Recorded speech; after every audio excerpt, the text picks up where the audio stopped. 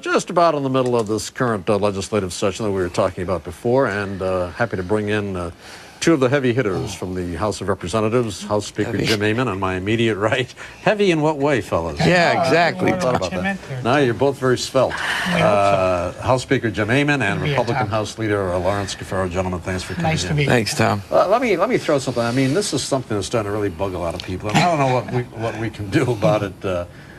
Here in the state, but of course it's, you get that delivery of home heating oil, and, and the thing is up to $500-600. I don't know how people pay it. Not to mention what's going on with the pumps. Anything that we can do, anything that we can stir up in the state? That's a great question, Tom, and I don't want to go on to the history of why we're here, but one of your guests was talking about earlier, the war in Iraq certainly is a problem. Consumption around the world, certainly competition with China, Brazil, India, you name it. There's a lot of factors. No refineries in almost, I think, 10, 12 years in the nation. New refineries being built. No national policy. Here we are. I think 4 years ago, 4 years ago when I became Speaker, it was $53 per barrel. We're at 104, I guess. Double, yeah. It's just unbelievable. Yeah. We can do something, Tom. We're trying to help with the home heating oil. There's been a bill that's been lingering for months. I know Larry and I and the governor are very much in favor of it. We could have done it already to give some relief to some of our consumers, but other people have other things in mind. We want to get it done. But even if we lowered the tax and those sort of things, which we could do too, it's pennies. We have to have a different understanding of what we're going to do with energy in the state of Connecticut. We're doing it. Biodiesel, hydrogen power, fuel cell, we're leaders in that. We need to break our big tie with oil, or we're going to continue to have this debate. We need to be self-sufficient in Connecticut. Building green, a lot of those things are happening, getting off the grid, creating your own energy. That's the future of Connecticut. We continue with the old oil, the old system, $4, I bet you're going to see $4.50, $4.75. There's no end in sight to what's happening in the world market right now. Representative Cafero, and I guess there have been studies, we talked about it the other day during the week, about the possibility of gouging going on here. I mean, there's no proof of this, is there? Or do you think it is happening and we just can't do anything about it? I think we got to get our hands around it, Tom. I think we as a state cannot tolerate gouging. I mean, we are in a very precarious position here with our dependency on foreign oil, the way the economy is going right now, and if there's somebody out there that's going to take advantage of the consumer, we have a responsibility to nail them. But it's not that easy to discover that. We've talked about zone pricing when it came to gasoline, and what's good for one section of this state might not be so good, and that's the territorial battle. It's not even a partisan battle. It's more of a territorial battle. Some of the things that we came out with, and it's all dependent, of course, on our economy. We are fortunate enough to be in a state right now that has a balanced budget, even has a little bit of a projected surplus. We don't want to rock that because there's about 24 other states out there that are in a deficit situation and in some dire straits. So we're very pleased that we were able to have a balanced budget. We want to keep it, and within the context of that, so we don't ruin it, maybe there are some things we could do.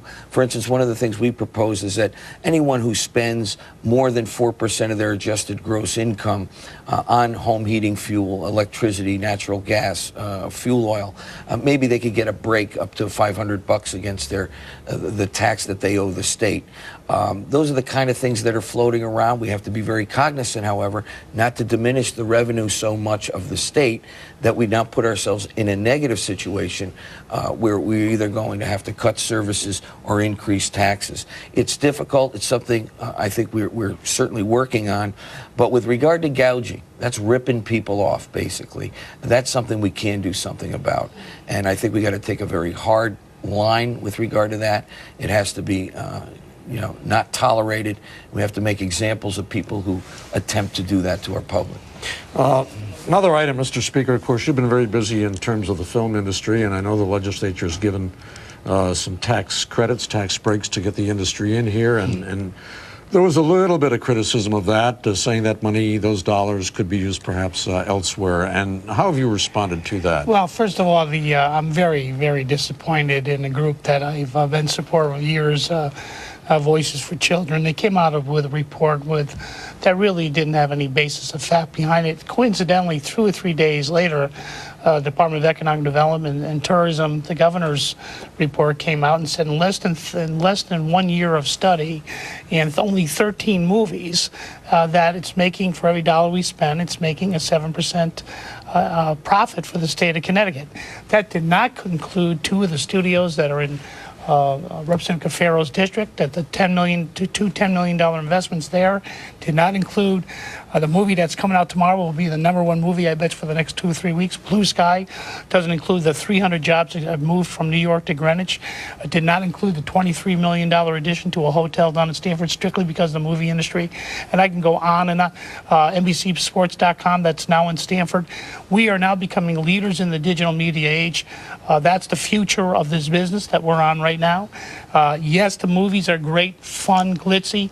The real money for the state of Connecticut is going to be digital media and a series. And we had the gentleman now looking actually in Fairfield County and in Norwich area for a full-time series from NBC.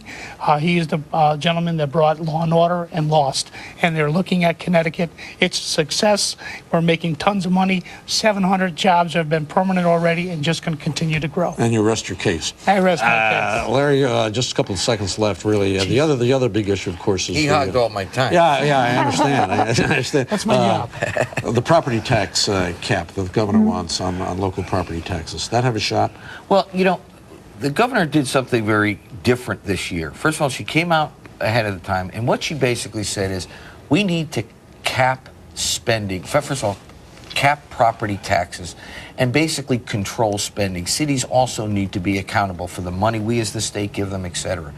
Many people criticized the details of her plan, and she was big enough to say, you criticize it, come on in, come up with another plan.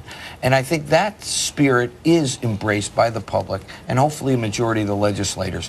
Maybe not the details, we could work those out. The worst thing we could do, Tom, is say we can't do anything. Let's have a good battle about that. Okay. We'll certainly be there for that. Gentlemen, thanks so much for coming. Thank you, Tom.